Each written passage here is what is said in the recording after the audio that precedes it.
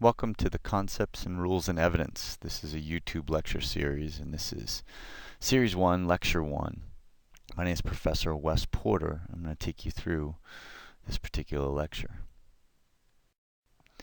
Many times in subjects in law school, particularly evidence, we're looking for the right answers. We're looking for a professor to stand up in front of us and say, what's the answer to this particular evidentiary discussion or this particular objection that was lodged in the context of certain evidence trying to be introduced at trial.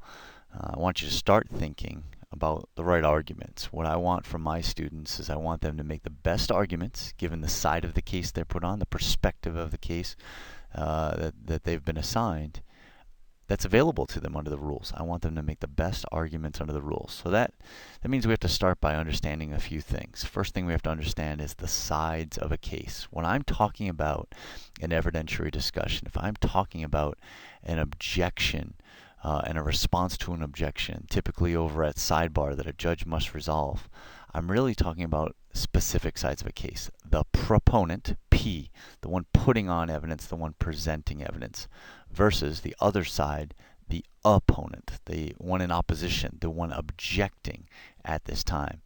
I'm not interested who's plaintiff or defense or prosecutor or criminal defense attorney. At this instance, when it talks about the evidentiary discussion, I'm talking about opponents versus proponents. And from there, we need to understand the dance of how the arguments come out. Typically, a proponent is presenting evidence at trial, calling a witness, introducing documents, introducing other forms of exhibits.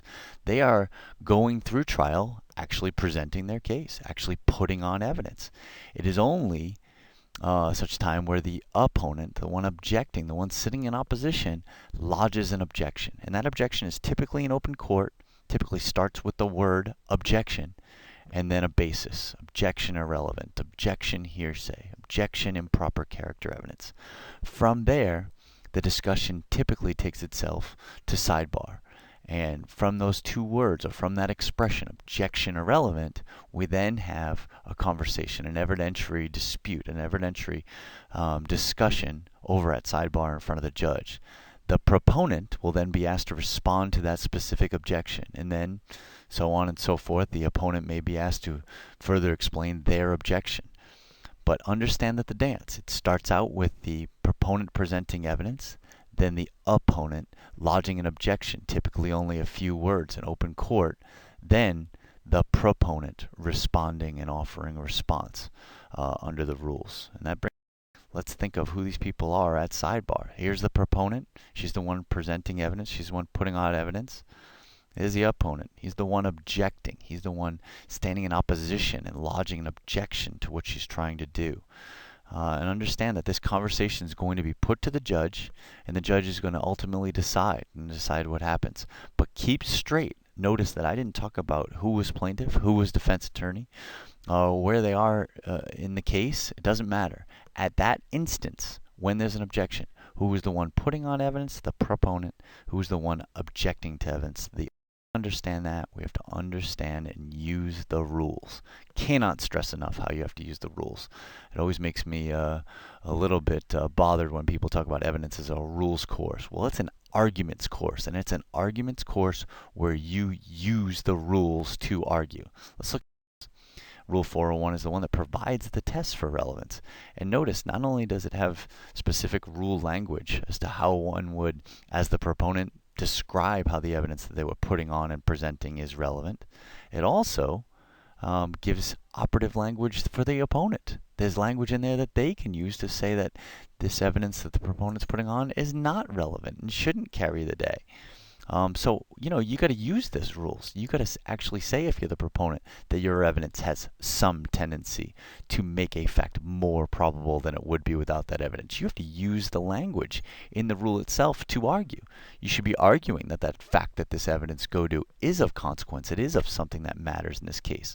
And similarly, from the flip side, if I'm the opponent, if I'm the one objecting, I'm going to say that evidence has no tendency whatsoever to make any fact more or less probable. That's pretty much what I have to say to win an evidentiary objection.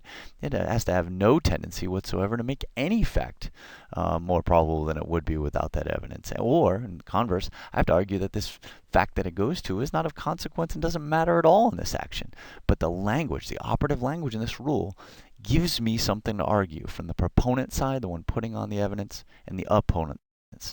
And I can't stress this enough. Once you understand the rules, once you know the operative words of the rules, you got to argue, argue, argue.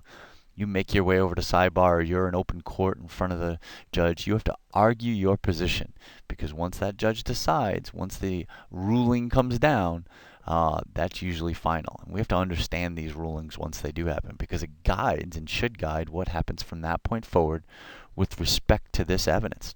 Know two things as it comes down. We need to know what happens with the objection that was lodged by the opponent. And we need to know, as a result, what happens to the evidence that the proponent was trying to put on. What about that question? What about that out-of-court statement? What about that exhibit or document that they were trying to put in? For the objection, typically two answers. It's overruled, which means you're going to get to go forward. The objection is overruled, which means as the proponent we get to go forward and ask our question or put on our evidence. Or the objection is sustained, which means the judge agrees with it.